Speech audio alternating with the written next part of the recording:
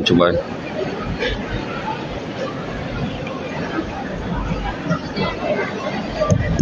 Okey. Cubaan. Satu dua. Bismillahirrahmanirrahim.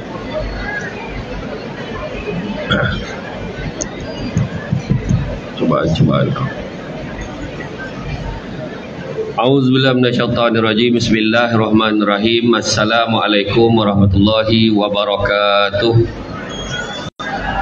Dan salam sejahtera kepada yang bukan beragama Islam. Alhamdulillah Rabbil Alamin. Wassalatu wassalamu ala asyrafil anbiya wal mursalin wa ala alihi wa sahbihi ajma'in. Subhanaka la ilma lana illa ma 'allamtana innaka antal alimul hakim. Rabbi shrah li sadri wa yassir li amri wahlul 'uqdatam min lisani yafqahu qawli. Alhamdulillah, syukur kepada Allah Subhanahu Wa Taala, segala puji bagi Allah Tuhan sekalian alam. Salawat dan salam ke atas junjungan besar Nabi Muhammad Sallallahu Alaihi Wasallam. Terima kasih banyak saya ucapkan kepada kombinasi pengerusi acara, barisan div-div kehormat yang berkesempatan hadir, para pegawai kanan dan kiri, jabatan-jabatan kerajaan, agensi-agensi kerajaan. Begitu juga para pelajar, dan tak juga saya lupakan juga tuan-tuan dan puan-puan yang dikasihi sekalian. Syukur sangat-sangat pada pagi ini dapat kita bersama-sama berada di dalam majlis ini berkaitan tentang tajuk yang sangat, orang kata apa, sangat mustahak lah kan, utamakan kesihatan mental di tempat kerja. Hari ini masalah mental kan. Masalah mental ni bukan masalah biasa dah. Ini masalah yang sangat luar biasa, tetapi disebabkan ramai yang macam tu dia dah jadi biasa. Macam hari ni kan, ramai yang sakit mental bila saya masuk tadi. Kan dia tiba-tiba dia tak sedar tau, tangan dia nak rekod, dia tak tahu apa yang dia rekod, jadi dia rekod. Orang lalu pun tak kisahlah, janji ambil, dah sakit dah tu. Lepas kan ambil gambar sendiri, senyum seseorang, lepas tu tengok lawannya aku, sakit dah tu sakit dah tu, tanpa kita sedar. Kalau kita ingat dulu pernah keluar artikel kan, swafoto merupakan satu jenis penyakit kan, selfie tu sejenis penyakit. Ada orang gila selfie. Ada satu hamba Allah yang saya kenal, memang gila selfie 24 jam. Naik kereta ni dengan dia, berhenti ke traffic light, dia buka lampu kereta tu, jap selfie. Jangan, kita dah pesan pergi dekat, ada sekali saya singgah dekat pejabat TYT Melaka, dan tuan utama yang di-Pertua Negeri Melaka kan, orang dah pesan jangan ambil gambar dalam tu, tak selfie, tetap selfie, penyakit.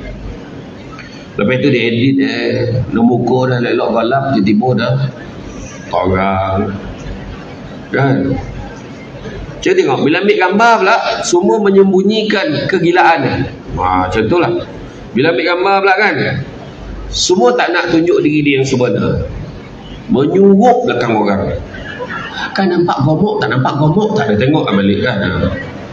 Sedangkan dulu masa kita cuci gambar, zaman kita pakai Kodak lalu uji color kan, Kodika, kaya 36, sederhana 24, yang susah miskin sikit 10 atau 2 oleh kan.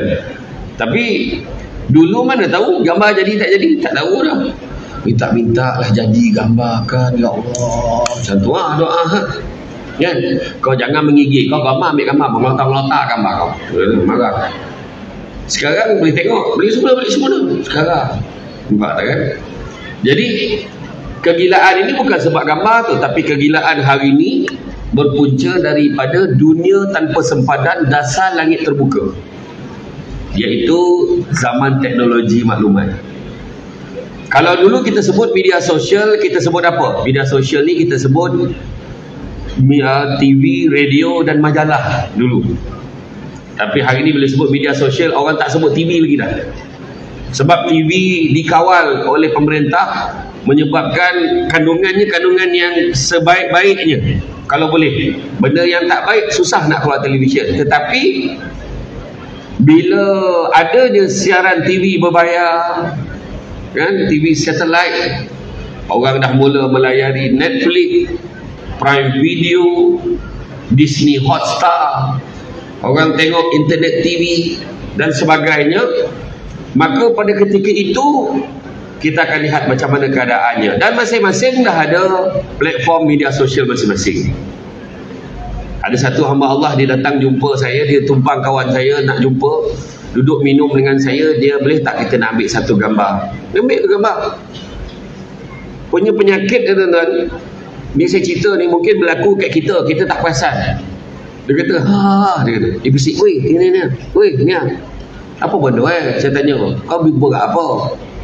Setiap ada orang like, dia beritahu kawan, weh, dah 3 like, weh, dah 5 like gambar yang dia ambil dengan saya tadi lah. Saya kata, kan, mungkin orang cakap, alah Samsul debat boleh cakap, kau dah biasa. Memang betul lah, logik lah. Saya pun dah tak tahu siapa dia orang yang like saya tu, dia ramai tu kan. Dan bayangkan suami isteri boleh bergaduh besar sebab suami tak like post dia. Gila betul. Oh, awak orang lain awak boleh like, ya? Saya awak tak like. Yang lain tu tadi suami dia bukan like, tak sengaja waktu scroll tu kita tekan like. Jadi hal itu isu dia. Tapi yalah, hari ni kita bercerita tentang mental, kan, kepentingan pengawalan mental. Mental ni bermula daripada tekanan. Ada orang dapat satu tekanan dia rasa okey. Ada orang rasa tekanan tu dia rasa tak ada masalah apa pun. Tiba-tiba ada masalah, tapi pada dia tak ada masalah kat dia, menyebabkan orang lain bermasalah dengan dia. Contohlah, Allah, anak nak buka sekolah ni, Allahu Akbar, duit belanja tak ada, ya Allahu Akbar, macam mana ni? Anak dah lah 5 orang, kenapa aku beranak ramai benar mari. Contoh dia kata macam tu lah. Dia fikir macam tu lah, macam-macam fikir. Manalah nak cik duit dia. Yang suami relax je. Kita kena tenang. Kena tenang. Kau anak kau nak buka sekolah, kau boleh relax. Kita kena tabah dan banyakkan bersabar dan berfikiran matang. Sebab urusan anak-anak tu semua bini uruskan. Itu dia tonang mana tu. Yang bini menyirap, tengok tak guna punya jantan gitu kan. Jadi itu antara. Jadi bermula dengan tekanan stres. Sebab kata orang, cantik dipandang bulan mengambang orang diawan. Kalau dah hidup namanya orang, takkan lagi daripada ujian dan dugaan. Macam hari ni staf Jabatan Kesihatan pakai baju korporat sama. Pencamah tak dapat baju tu. Dia pakai sama-sama punya gambar kan, tunjuk ke orang, pada dia lah penganjur, terpaling penganjur. Nak, bukan apa nak beritahu apa. Tonton nampak dia, seronok lah dia, best dapat baju. Tapi yang kita tak tahu tekanan dia. Mesyuarat dah berapa lama kan? Memikirkan macam mana nak buat Samsul debat, confirm ke datang ke tidak. Tadi dah sakit kepala dah. Kau buat apa dah ni? Macam tu kan. Kan saya dah buat channel kat gaya tu, lambik pula. Macam tu kan tadi. Tu punca tadi. Kan, jadi makna kata tekanan tu kita tak nampak, tapi ada orang boleh handle dengan baik, ada orang handle dengan ada orang yang dah biasa dengan tekanan. Oh, tak apa, kita buat macam ni, kita buat macam ni. Bukan kata dia tak rasa tertekan. Dia rasa tertekan tapi disebabkan pengalaman dia. Itu sebab dia ada satu konsep dalam bab pengurusan masalah, problem solving and effective decision making. Saya handle kos ni untuk Jabatan Kerajaan 2 hari 2 malam. Bila handle tu, dia ada 9 step untuk kita problem solving dengan effective decision making. So masalah akan datang, tapi pada orang ada satu dia punya terms tu, penyamaan masalah dengan pembezaan masalah. Masalah tu, oh, dulu aku pernah handle ni dulu. Masa aku kerja dekat Jempol dulu, yang ni macam ni lah lebih kurang keadaan. Tapi aku buat apa dulu? Oh, aku buat macam ni. Itu penyamaan masalah. Pembezaan masalah, dulu aku masalah macam ni, tapi ni lain sikit ni. Tapi cuba tengok, boleh tak kalau kita guna kaedah ni? Dia mesti ada alternatif penyelesaian. Macam ada orang keluar daripada masjid kan, keluar daripada masjid, ada orang kusut muka tu, apa masalah tau? Selipar hilang. Selipar hilang macam masalah negara tu. Kek dia, macam mana tu ni selipar dah tak ada. Ada orang tu relax je. Kau selipar kau hilang. Ada, boleh settle. Dia sapu selipar imam. Contohlah kan. Jadi kaedah dia tu mungkin tak sesuai, tapi dia ada jalan yang nak selesaikan masalah dia. Dia rupa memang dah biasa menyobat selipar orang lain bila selipar hilang. Kan? Saya tuan-tuan pun pernah kena selipar penceramah pun kena sapu. Saya ceramah kat satu masjid kat Perak. Keluar dah tak ada lah selipar, tak apalah. Kaki ayam lah masuk dalam kereta. Lebih macam mana? Kan? Selipar, fikir-fikir balik, selipar yang dia poningkan tadi tu, berapa ringgit mana dia beli? Kan? Tak ada masalah bosan nak boleh lah, nak boleh lagi, contohlah kan. Tapi kadang-kadang ada satu masalah, selipar tu walaupun murah tapi orang tertentu hadiahkan kat dia. Yang tu yang menyebabkan masalah tu tak sama. Kena faham. Kan? Dia contoh orang yang tak ada masalah ni, yang tak ada masalah pada dia, tak ada masalah. Orang yang sakit mental ni contoh orang gila lah. Dia orang gila. Orang gila ni dia tak ada masalah tapi dia menyebabkan orang masalah. Contoh orang gila datang masuk dalam dewan dia macam ni, datang contoh dengan tak berbaju, seluar telondeh sikitnya. Dia naik atas pentas ni, dia tak ada masalah kat dia, tak ada apa stres kat dia. Pap dia lurut dan seluar. Yang duduk depan ni trauma seminggu tu bayang. Dia tak boleh lah nak makan, dia tak boleh nak nampak betul latu-latu tu dia. Contoh lah. Jadi makna kata setiap orang cara dia handle masalah tak sama. Nak kata Samsul debat tak ada masalah juga. Semua orang tak ada, mesti ada masalah. Ni nak mikir ni. Sampai ku apa ni? Lepas ni apa? VIP datang tak? Apa benda nak dihadapkan ni? Apa benda kaedah dia ni nak macam mana? Ni nak macam mana? Macam-macam. Yang menyambut tetamu tu puas betul dia menyonggi tu bagi tadi. Mak datang kata. Mak datang. Selagi dia tak masuk orang tu tak selesai kau jual kat luar. Yang kau tu pendaftaran tak main pula daftar inilah. Contohlah kan. Iya. Saya pergi TV Hijrah dulu kan. Rekod saya masa mula-mula saya masuk TV Hijrah. Stres. Saya tak biasa. Macam mana pula ni depan kamera ni kena macam ni. Masa hari pertama lari-larau, berterabur. Macam mana berterabur? Banyak undang-undang peraturan yang saya langgar. Contoh, kita tak boleh sebut jenama, branding tak boleh sebut. Saya sebut. Lepas tu pakaian tak boleh baju yang color sama, color apa? Color hijau kan ni, sebab nanti berbolang-bolang dekat dalam tu tak nampak. Sudah nampak kepala je. Oh tak boleh boy. Baru tahu. Rupanya yang masa touch up tu pun tension juga. Sebab aku pun tak tahu sesumpah apa yang make up aku ni. Kan, bukan TV Hijrah lah, TV lain. TV Hijrah okey, TV Hijrah biasanya yang make up tu, yang lelaki adalah sebenar lelaki. Perempuan ada perempuan. Kalau perempuan make up tu kan, bertudung, pakaiannya elok, pakai brush tau. Panjang brush tu. Cecenya macam melukis dia, cecenya dia. Sebab tak nak sentuh muka Samsul debat. Batal wuduk dua-dua. Macam tu lah. Tapi sampai ke satu stesen TV tu, saya tak nak sebut lah nama stesen TV tu. Apa makhluk dia ni? Kemarin nak cerita kan? Ya Allah, saya minat betul Samsul debat dia. Mana pula ni? Kita ni jadi stres tengok dia. Kan? Aku nak tengok ke tidak ni? Kata tu kan? Nak kata tu lah, dah elok-elok lahir senapang kan? Tak, orang macam ni dia sebab kita pernah tengok, kalau kita tengok lah video yang orang share dekat dalam media sosial kan, grup-grup legebet tu lah, legebet bukan ladybird, legebet. Saya tak boleh sebut kan, orang buat live kena ban pula kan.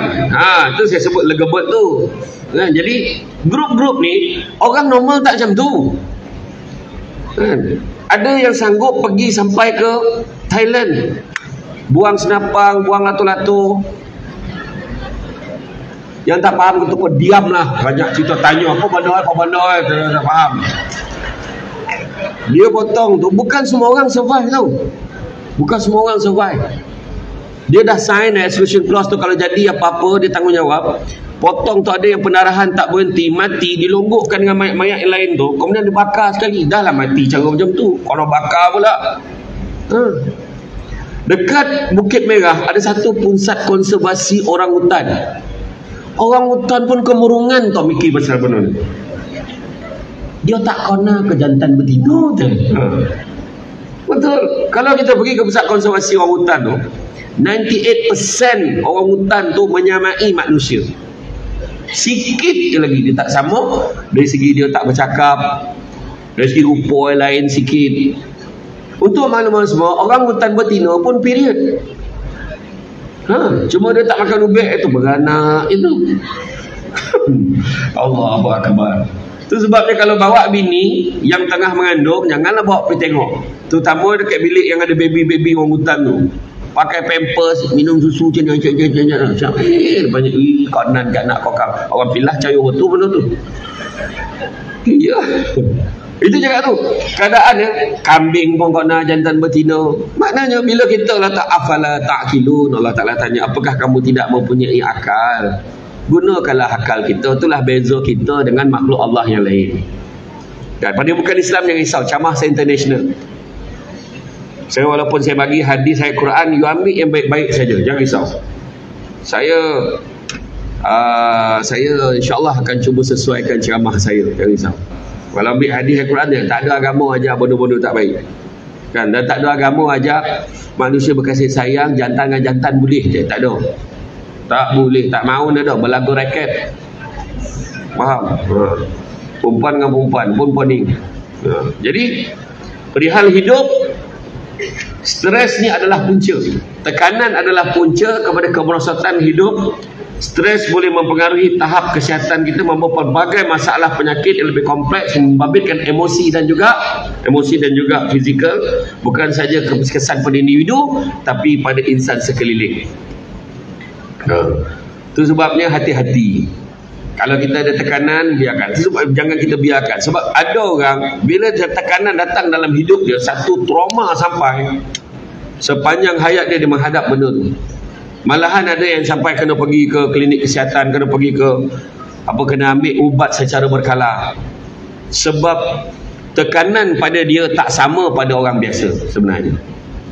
Kita nampak benda tu kecil tapi pada dia besar. Saya baru je ceramah lagi di hospital Sultan Abdul Halim di Sungai Petani. Saya cerita pasal mental health tu jugalah. Kan, baru-baru 6 bulan lepas tak silap saya, sebelum saya pergi umrah. Itu sebab suara saya lain sikit ni. Saya tu pergi umrah, balik umrah tu pergi Kuwait. Rabu dan Khamis lepas, suhu tengah hari di Madinah 44 darjah. Di Kuwait tuan-tuan pernah cecah 62 darjah. Usah panas. Tapi saya berubah suara ni bukan sebab kayak panas tu, sebab bilik sejuk mana. Dia berlawan dengan dalam bilik mana pula aircon ni nak adjust ni kan. Awak tak pandai kan. Hadap lah. Jadi, dan stres ni bukan hanya dekat secara fizikal. Itu sebab kita tengok dekat dalam tu orang boleh share perasaan. Contohlah kalau kita tak puas hati lah dengan mak kita, tak puas hati dengan orang, apa kita buat sebelum ni lah, sebelum ada media sosial, apa kita buat? Nangis, duduk orang. Apalah hidup aku jadi macam ni, semua salahku. Contoh macam tu ya. Sekarang dia boleh upload status, sudahlah kau, semua salahku. Nampak tak? Dia share. Lepas tu yang membaca pun stres. Sebab ahli keluarga baca, ni ngapakan dan kau? Bukan cakap mak pun. Habis tu kau cakap siapa lagi? Nampak gaduh. Ada kau patut kau cakap aku masak tak sadap, nak sadap masak sendiri. Membalun suami sendiri. Ada macam tu. Sekarang ni macam-macam cara. Kan? Dan risiko tu daripada mental tadi, stres tadi, bawa kepada fizikal tadi yang kata penyakit jantung, murung, cenderung mencederakan diri sendiri, dan begitu juga hingga boleh membunuh diri.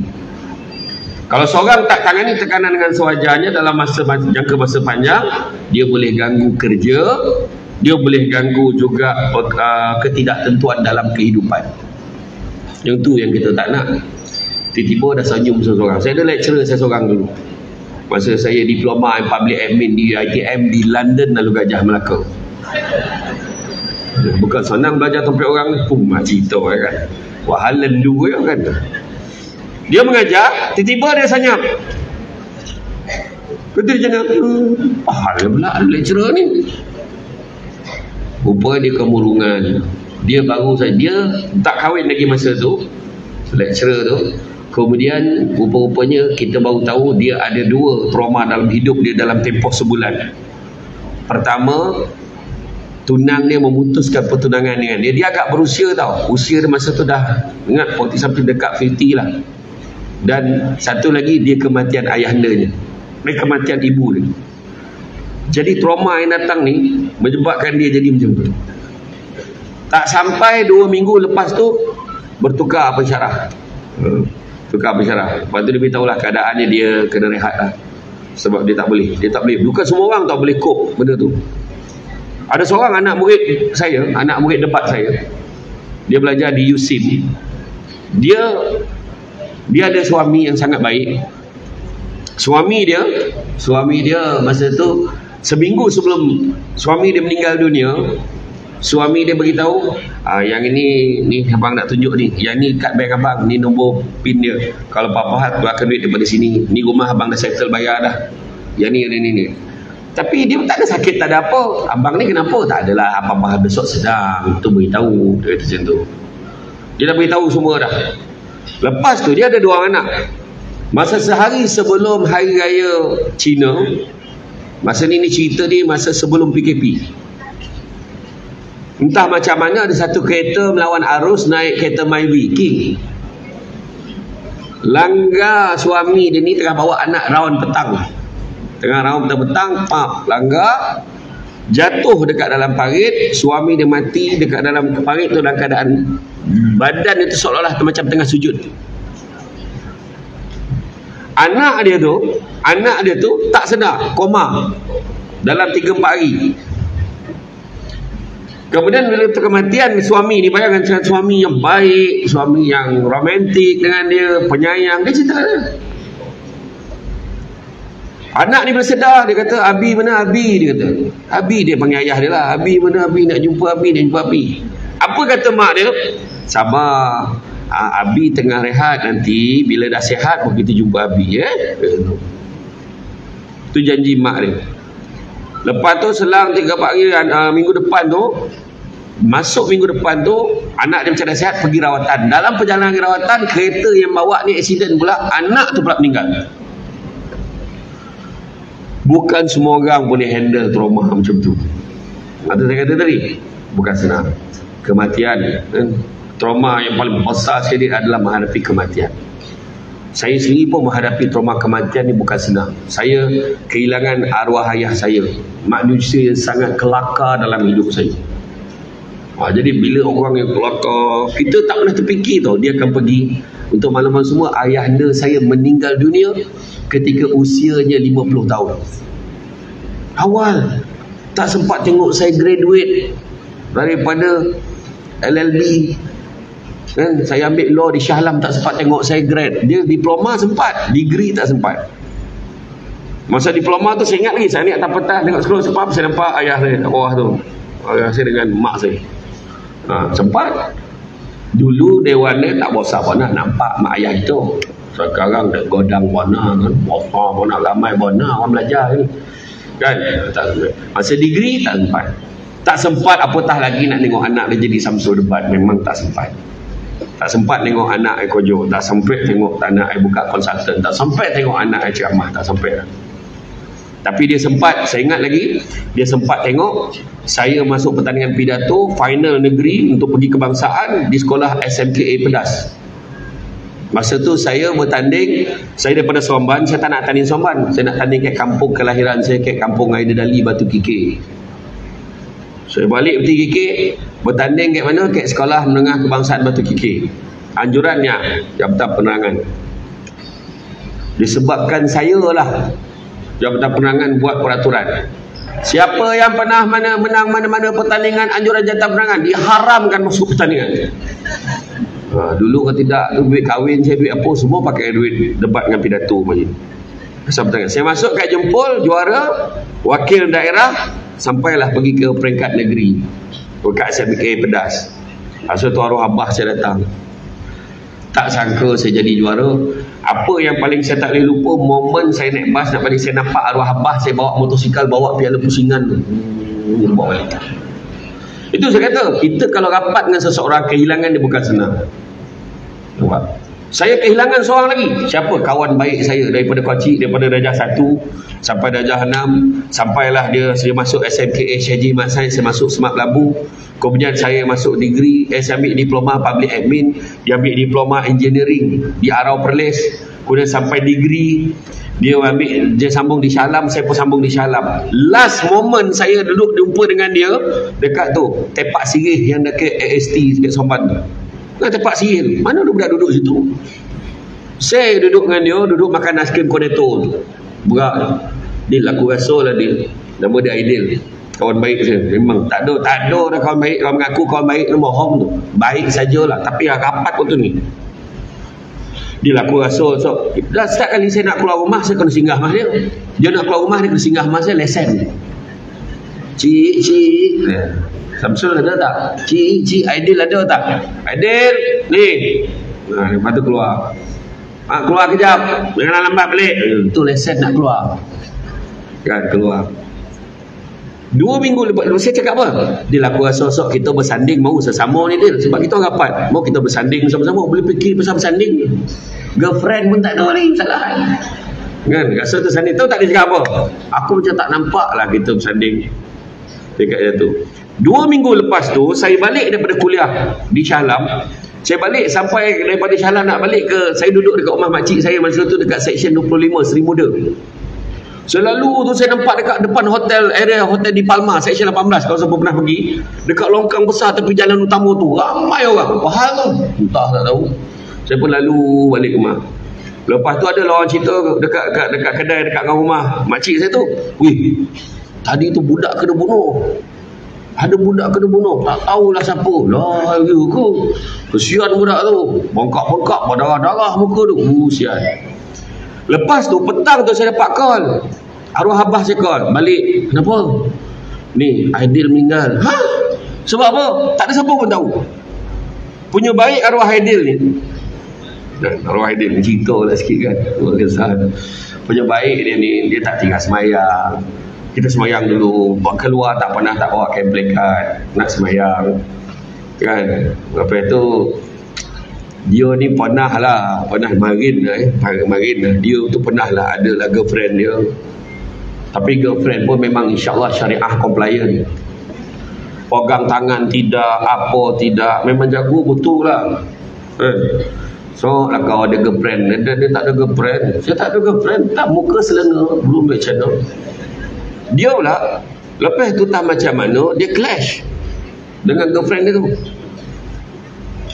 It happen to be kan, boyfriend dia tu juga yang rampas girlfriend saya dulu, yang menyebabkan saya kemurungan juga lah. Tu tak ada lah cerita ya.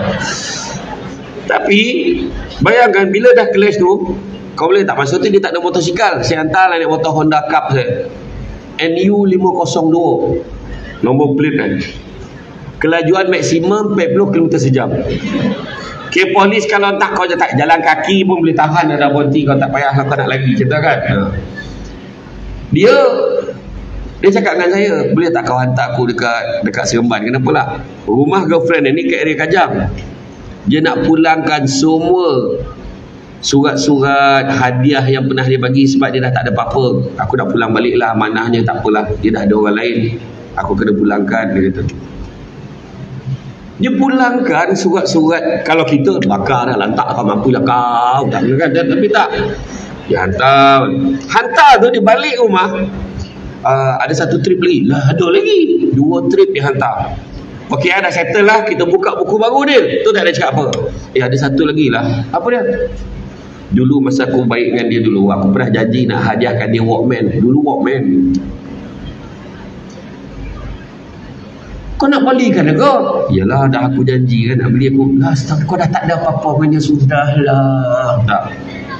Dia memang pergi beli, dia cakap telefon. Jenis yang awak nak dulu yang macam ni kan, macam ni kan, beli. Macam tu lah baik kan. Bila sampai kat rumah dia, nak tunjuk baiknya dia, jenazah tak sampai lagi. Tak ada siapa. Ada orang cakap demam, ada orang cakap aksiden. Orang tak tahu apa hal. Dekat rumah dia. Rumah dengan rumah saya selang dalam 8-9 buah rumah. Rumah dia masa tu pasang 2 kemah. Macam kenduri ramai orang datang. Punya baik arwah ni. Kawan-kawan sekolah, kawan-kawan universiti. Lepas tu potang tu pun dekat-dekat pukul 7. Baru dapat call. Kawan tu nangis kawan. Kenapa cakap?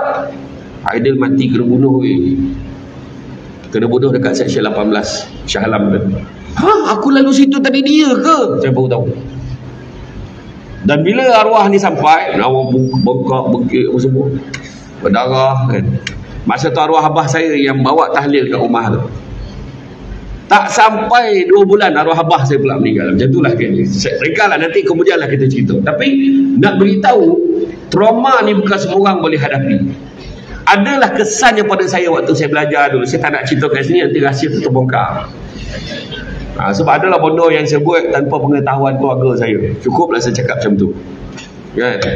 Bayangkan. Jadi mana kata trauma ni bukan semua orang. Pembelajaran pun terganggu, adik-adik semua terganggu. Itu sebab dekat setiap institusi kerjaya mahupun pendidikan, mahupun pihak pihak berkuasa, untuk makluman pihak PDRM, kawan saya tadi kena bunuh, 2 orang bunuh dia.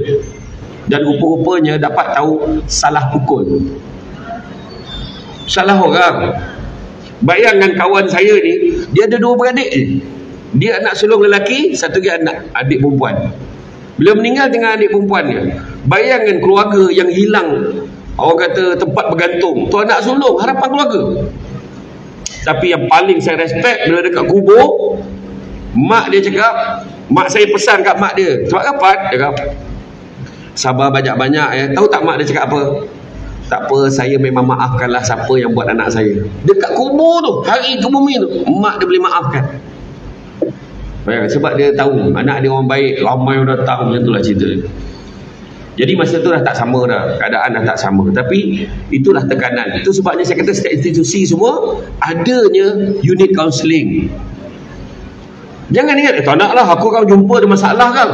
Sebenarnya minta. Saya sendiri pun, kalau semua kenal lah Ustaz Haji Nur Azman Ahmad, kaunselor main, sahabat baik saya. Saya sendiri pun telefon, Ustaz mana? Tuan Haji Izzuddin Ghazali, kaunselor sekarang, kaunselor Kementerian Belia dan Sukan. Saya akan jumpa dia, bincang, apa pandangan saya kadang stres. Kita pun ada masalah. Jangan ingat kita jumpa tu, sebab masalah ni jangan simpan seorang. Kita perlukan orang lain. Kadang-kadang bukannya nak selesai benar pun, nak bagi orang dongar. Macam orang perempuan kan, dapat lelaki dongar, jadilah abang tadi la ilaha illallah kan. Tapi adalah satu kepandangan orang perempuan ni, cerita kena pandang muka dia, tak apa penyakit dia kan.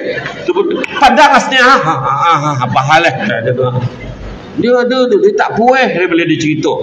Bila pandang tu pula sampai tolong tadan ayu. Tadi gambar kan macam tu lah dia rasa puas tau bila dia cerita. Rupa-rupanya bila dia rilis, saya dulu pernah bila tension bila belajar kan, apa saya buat, kena share. Apa saya buat, saya naik bas daripada Shah Alam pergi ke bas stand Kelang kat Kuala Lumpur.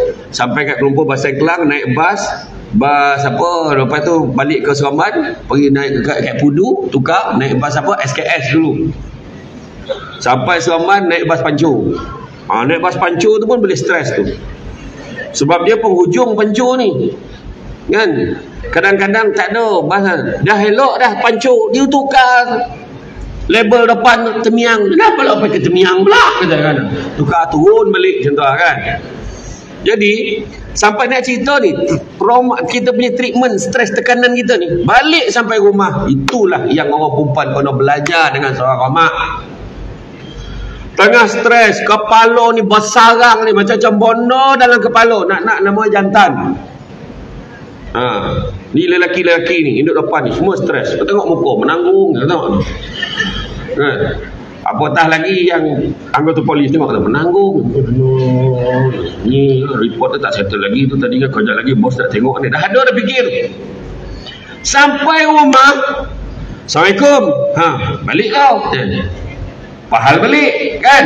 Tapi soalan pertama dia tanya bila kita masuk, apa dah? Nak makan lu? Itu yang kadang-kadang orang puan terlupa. Mak tanya, nak makan lu? Tak kono jawapan memang ke dapur. Nak makan lu? Tadi adalah jamah sikit. Kejap. Mana adalah sikit tu, mana nak makan lagi. Mbak, berbanding dengan anak mak mentua,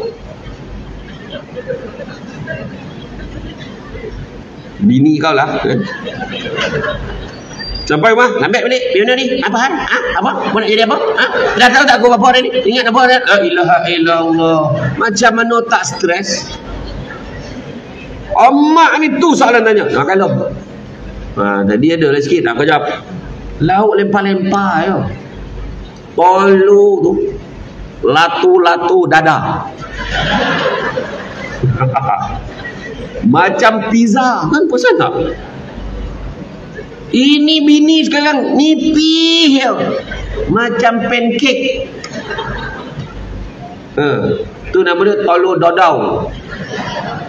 Nak nama tolu tu tentulah kan. Tolu dada. Ya Allahu Akbar. Lepas tu ni mak saya buat apa tu? Dia tumis cili api tu kan, dengan bawang tu tumbuk. Kemudian kat kuali tu ditabur ikan bilis biar dia garing. Lepas tu cedok kan. Lepas tu masuk tumis tadi sampai berasin kan. Mana usah pedih tu. Lepas tu dia masukkan ikan bilis tadi, dia pecah tolong, tutup api. Dia gaul-gaul kan. Umat mengeletek-ngeletek nyawa dia sadap. Dah makan dah. Lauk tu ya. Saya bagi resepi dah tu. Mak saya kalau masak si goreng cili api tu dengan telur mata tu kan, ya Allah Akbar, sekali pun boleh habis orang. Tapi dia beritahu nanti nak nasi goreng kena cakap siap, sebab dia akan tunggu kita dah sampai baru dia goreng. Tapi itulah, dia dah turun ke adik saya, adik kembar saya. Adik saya ada 5 beradik, adik saya kecil sekali, kembar lagi perempuan, yang kakak tu. Dia turun ke dia dah. Sekarang ni suruh dia yang masak. Mak saya rest dah. Tapi masa mak saya dah siap, makan. Saya pun makan. Masa tu lah baru mak tanya, Fahal balik? Tiba-tiba balik saja mak. Lama tak balik. Baliklah jam. Kenapa ayat lama tak balik? Samsul debat ni asal cuti semester ni masuk debat, masuk pidato. Mak sebising pidato debat. Itu setiap kali menang belanja makan. Setiap menang belanja makan.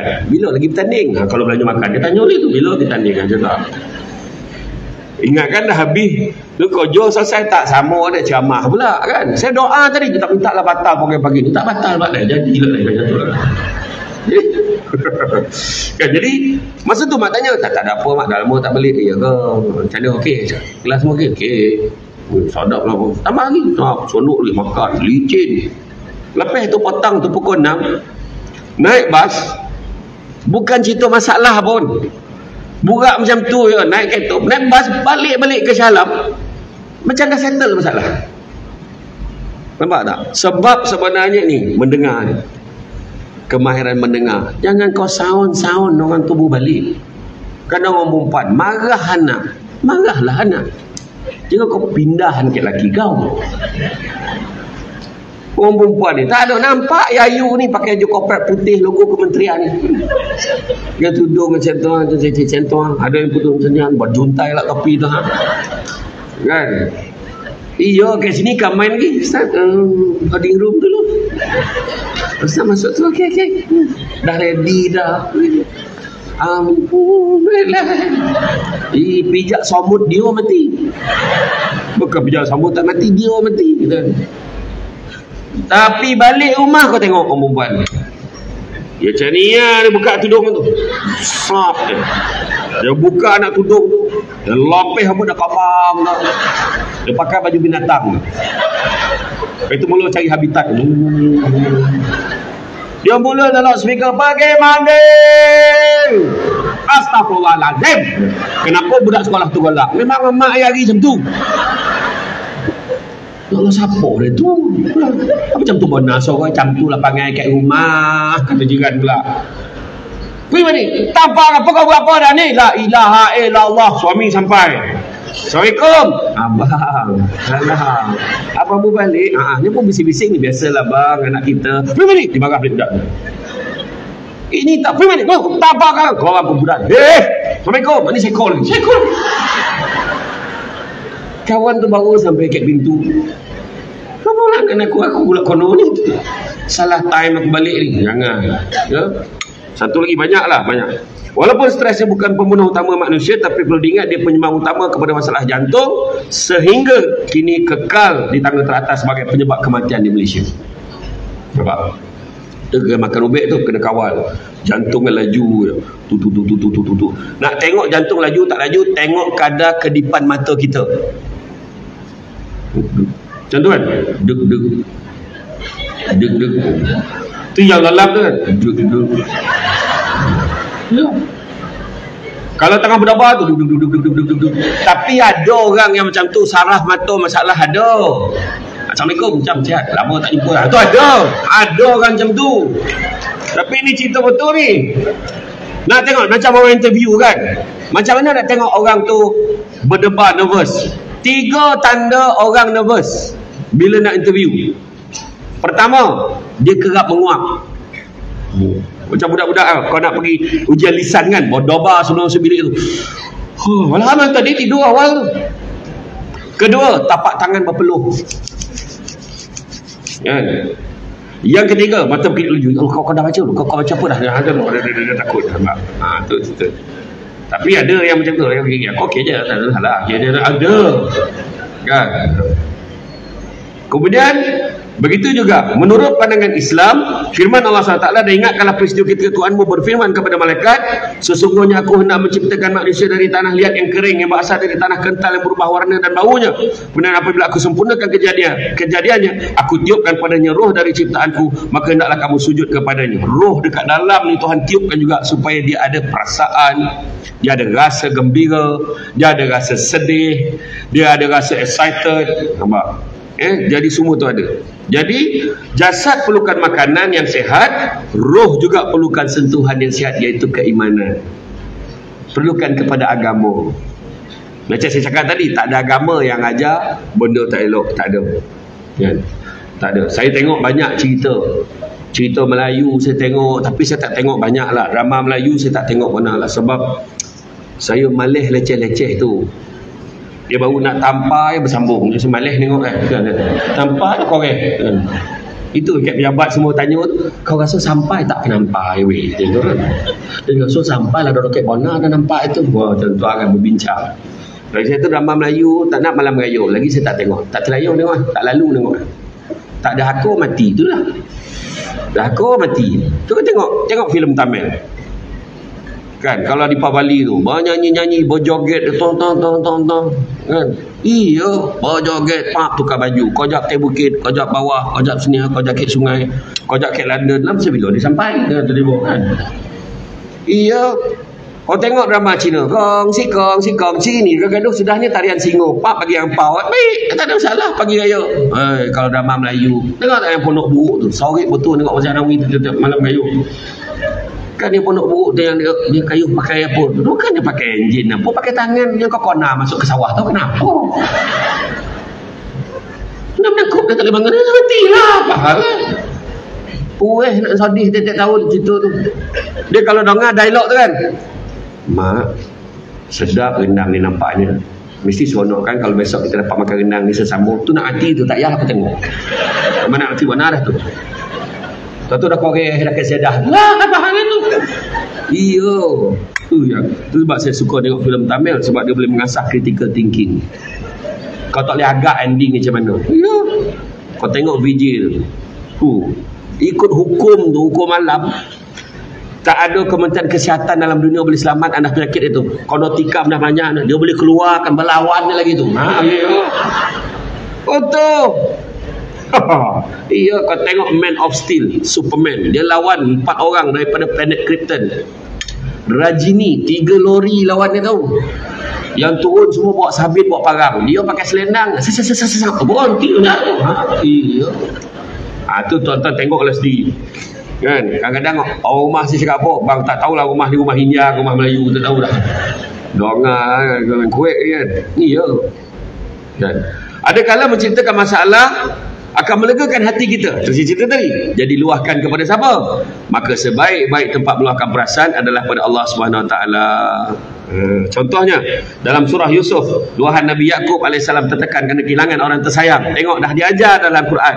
Kepada bukan Islam dia ambil ayat doa tu. Dia kata apa? Dia kata, aduhai sedihnya aku kerana Yusuf, kerana anaknya disangkakan mati.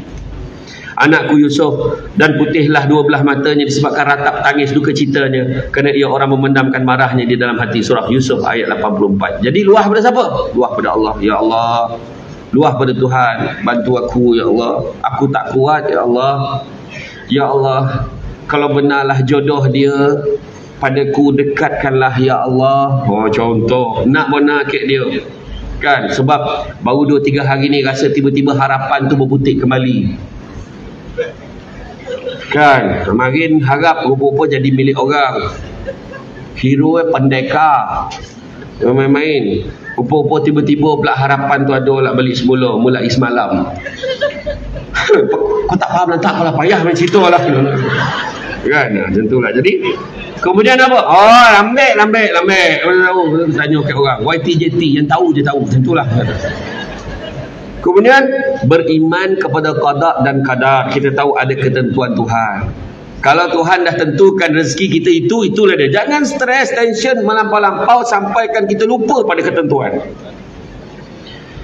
Masalah memang ada penyumbang kayak pejabat, ada satu jawatan kosong untuk naik pangkat. Dan kawan-kawan kita yang wakil syaitan rajim ni, dan dia rasa kau dah ni naik pangkat, tak ada orang lain dah, kau lah yang paling layak, kau yang paling dokek dengan bos suka kek kau. Ni potong kuku tu. Sini potong kuku ya kan, bukan potong kepala, kau potong garanti kau dapat punya. Kita tadi tak adalah berharap benar, tapi kita cakap adalah kau ni. Iya, dan berani cakap lah. Dan dah tengok dah surat tu, tak ada siapa yang paling layak, memang kau. Kita pun balik cerita lah.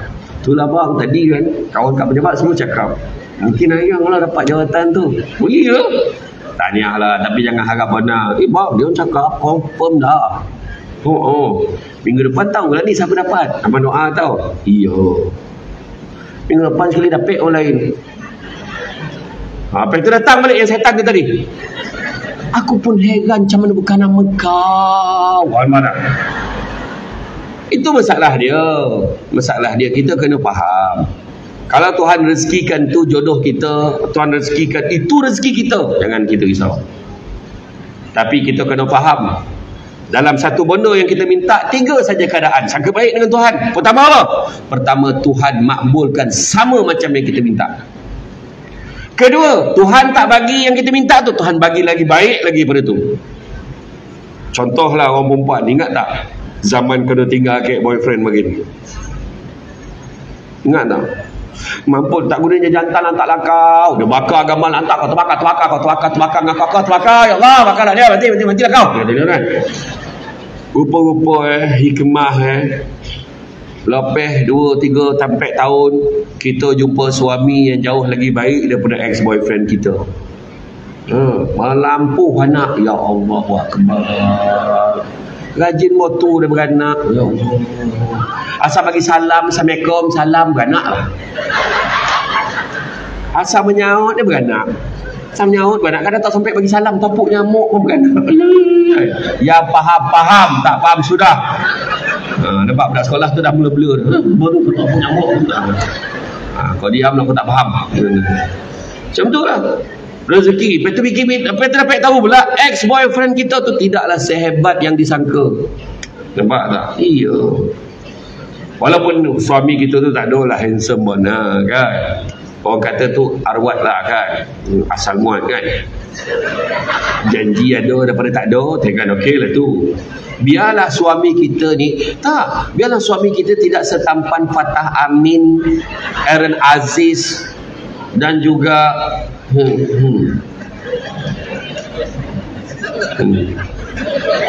fill in the blank. Agak-agak kau siapa lah orang ketiga tu? Tak lah kan. Biarlah isteri kita tidak secantik Fazura, Luna Maya dan Maya Karin Nilofa. Tapi percaya cakap saya, bila tutup lampu sama.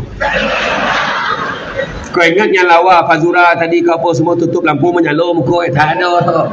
Golap tu rambut-rambut rasa sudah macam tu je. Dia faham, tak faham lah salah. Iya. Kadang-kadang kita cuba tengok duduk kat Western Villa tu sambil layan cendol kan, cuba tengok. Bila lalu pasang-pasang kan, kami lawa lelaki apa buka bini macam tu? Dia bini kau mak dia. Jangan cakap kan. Kita boleh cakap tu. Ya Allah, bini lawa weh, laki muka merayau tu. Macam mana muka merayau tu? Tapi kat dia lawa bona dah tu. Kecantikan ni jangan kau ceti. Kecantikan tu subjektif. Ya, ada orang bila badan dia berisi sikit pun dia lawa. Aduh. Kat suami itu yang mustahak. Iya, orang perempuan jangan sibuk-sibuk nak kurus badan. Nak kurus sikit lah. Kenapa? Sebab jelah badan bangun sekali beratkan, dia sehat sikit, nak ibadah pun tu tak apa. Ramai orang nak kurus sebab apa? Nak lawa teh. Percaya cakap saya lawa dan kurus tak ada kono-mengono. Kalau dah muka kau tak boleh belah tu, dia tetap tak boleh belah. Macam tu yang kata. Ini cakap lawa benar. Kadang suami, abang kalau saya kurus sikit boleh, tak usah kau maintain macam ni. Sebab suami suka macam tu. Bila poluk tu zong. Nampak tak? Ini poluk macam poluk tiang elektrik tu. Tahu ekor kolak dek. Kau jangan risau dengan ni, kau kolak ni. Macam tu lah. Jadi tu sebab Nabi kata apa? Nabi beritahu, kalaulah satu dunia ni berhimpun nak memberikan keberuntungan kepada kamu, nescaya kamu tidak akan mendapatkan yang melainkan sekadar yang Allah dah tentukan untuk kamu. Dan kalau satu dunia ni berhimpun nak memberikan kemudaratan kepada kamu, nescaya kamu tidak akan mendapatkannya melainkan sekadar yang Tuhan dah tentukan untuk kamu. Jadi jangan kecewa. Allah dah tentukan rezeki kita, tak usah lagi risau. Kan? Jangan risau. Kemudian stres itu normal. Setiap manusia pasti akan diuji. Ada tekanan. Dan ada situasi membuatkan kita tak selesa. Jangan ragu-ragu, tarik capai, ambil wuduk, semayang. Minta pada Tuhan. Itulah ketenangan yang sebenar-benarnya. Kan? Ya. Itu sebabnya pada orang Islam jangan tinggal qiyamul lail. Tak dapat sehari sekali, buat seminggu sekali. Tak dapat seminggu sekali, sebulan sekali. Tak dapat sebulan sekali, setahun sekali. Tak dapat setahun sekali, 10 tahun sekali. Kau tak yang boleh macam tu. Seumur hidup sekali. Tak boleh gak? Tak boleh gak? Cari tali, gantung diri, mati lagi baik. Payah pun lah. Qiyamul lail ni bangun malam, duduk minta ke Tuhan. Ya, banyaknya dosa aku. Bantulah aku. Macam tu. Ya. Qiyamul lail ni maksud bangun malam. Tapi kalau bangun, koncing, tidur balik tu tak kira. Itu memang terbangun nama dia. Terbangun. Ini bangun malam kita niat nak ibadah.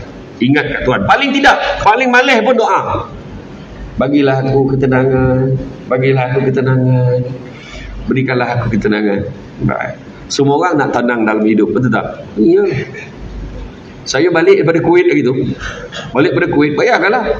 Balik Isnin, Selasa dah kat Kuantan, malam tu dah pergi Kuantan dah. Rumah poilah. Itu tu ayat dah. Stres 2 hari Kuantan, lepas tu Perak, sampai dah tak belum berhenti lagi tu. Saya doa tu semalam pun tak batal, 3 program pagi petang malam. Hari ni nak ingatkan batal sampai kat depan tu putih yang kat luar tu. Menyambut pakai baju korporat yang tak bagi kat saya satu tu. Macam tu lah. Saja beritahu. Saya dah boleh share. Saja beritahu. Kemudian gurau. Saya kata gurau tak boleh. Kemudian apa? Berdoa. Doa minta. Ud'uni istajib lakum. Berdoalah aku akan makbulkan sangka baik. Ya, doa ni doa yang baik-baik, ya, doa yang baik-baik. Buang bodoh tak elok. Dasarkan niat dengan ikhlas, berzikir, ingat Allah banyak-banyak, syukur dan terima ketentuan daripada ilahi. 5 perkara kena install dalam hati kita kalau kita nak tenang, nak atasi stres dalam kerja kehidupan kita ni. Yang pertama, install sabar. Sabar ni satu rezeki yang tak dapat kat semua orang.